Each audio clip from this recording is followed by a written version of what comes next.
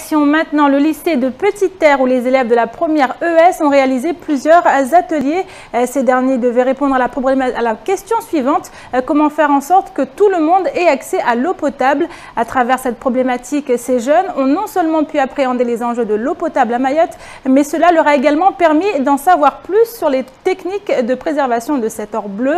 Autant d'éléments qu'ils ont retranscrits dans une exposition préparée avec le plus grand soin. Reportage signé Shakila Essouf et Leslie Vimné. Diaporama, schéma, film, plusieurs moyens de communication ont été utilisés par les élèves pour donner forme à leur travail de recherche. C'est avec une maîtrise totale du sujet que ces élèves de première économique et sociale nous évoquent leur exposition. Les enjeux de la Mayotte, c'est de protéger les ressources, c'est d'assurer la bonne qualité des eaux. Les pré-traitements, la clarification des eaux et les affinages. Devenus de véritables scientifiques, c'est devant des camarades de la classe ébahie qu'ils ont présenté leur travail, de quoi devenir de véritables ambassadeurs pour le non-gaspillage de l'eau.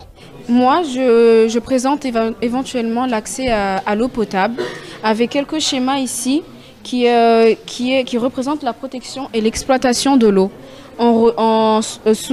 souterraine et en surface. L'eau souterraine est l'eau qui va être stockée grâce aux pluies et aux rivières.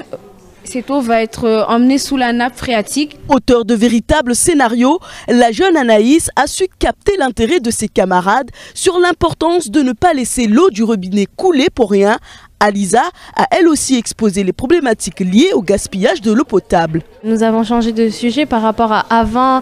Avant, par exemple, nous gaspillions plus d'eau et par rapport à cet exposé, nous avons appris que si nous laissions l'eau ouverte ou qu'on voyait des petites gouttes, on se disait que ça ne faisait rien.